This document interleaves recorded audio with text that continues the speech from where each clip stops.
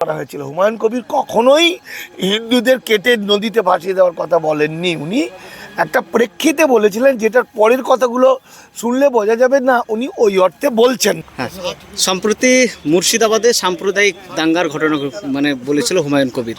পরবর্তীতে একটা সভা থেকে হুমায়ুন কবির নিজে স্বীকার করেছেন এবং হিন্দু ভাইদের কাছ থেকে তিনি ক্ষমাও চেয়ে নিয়েছেন। কিভাবে দেখছেন?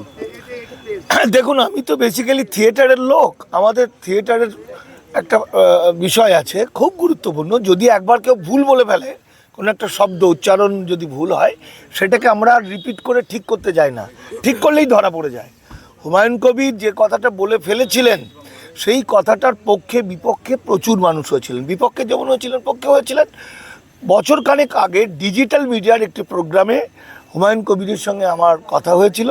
তখন তিনি আমাকে যেটা ব্যাখ্যা দিয়েছিলেন, সেই ব্যাখ্যাটা আমি বলেছিলাম। ব্যাখ্যাটা হুমায়ুন কবির কিন্তু ওই কথাটা বলেননি। আরও অনেকটা তার আগে এবং পরে অনেকটা সেন্টেন্সটা বড় ছিল, ওইটুকু কেটে এটা প্রচার করা হয়েছিল। হুমায়ুন কবির কখনোই হিন্দুদের কেটে নদীতে ভাসিয়ে দেওয়ার কথা বলেননি। উনি একটা প্রেক্ষিতে বলেছিলেন, যেটার পরের কথাগুলো শুনলে বোঝা যাবে না উনি ওই অর্থে বলছেন না।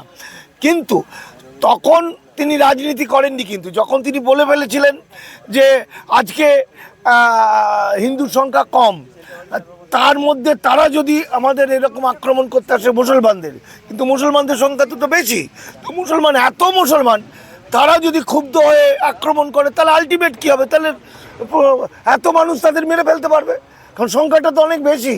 ফলে উনি একটা সম্প্রীতির কথা বলতে চেয়েছিলেন, তো ওইটুকু কেটে প্রচার করা হয়েছিল। ওটাতে কিন্তু কোনো রাজনীতি ছিল না, ওটা মানবতা ছিল, ওটা যুক্তি ছিল, ওটা লজিক ছিল। কিন্তু আজকে যখন হুমায়ুন কবির নিজে একটা পার্টি করেছেন, তখন তিনি রাজনীতি করছেন। তখন তিনি রাজনীতি করে ওই নাটকের বলি না, একটা সংলাপ ভুল হয়ে গেলে, একটা উচ্চারণ ভুল হয়ে গেলে, আর একবার ফাম্বেল করলে বা আর একবার নতুন করে বলতে গেলে সেটা কিন্তু দর্শকের কানে ঢুকে যায়। এটা মাইনাস পয়েন্ট। হুমায়ুন কবির এখন যেটা বললেন, এটা মাইনাস পয়েন্ট।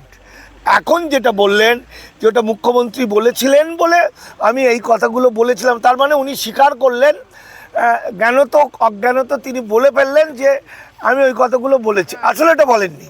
হ্যাঁ, কিন্তু ওটা বলেছেন বলে উনি কিন্তু প্রচুর মানুষ যারা মনে করেছিলেন হুমায়ুন কবির এই কথাটা বলতে পারেন না, বা তার কথাটাকে কেটে বলা হয়েছে, হুমায়ুন কবির অসৎ মানুষ নন, তিনি গণতান্ত্রিক মানুষ, তাদের বিশ্বাসটাকে হুমায়ুন কবির ভেঙে ফেললেন। কিছু মানুষকে খুশি করতে আরও কিছু মানুষকে তিনি ক্ষুব্ধ করে ফেললেন।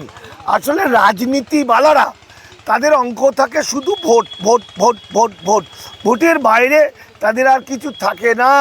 যেমন আজকে এই মুহূর্তে পশ্চিমবঙ্গের সবচেয়ে যে বিপদ, সেটা হলো প্রতিটি গ্রামে এসআইআরের মাধ্যমে ভারতীয় নাগরিক মুসলমান যারা,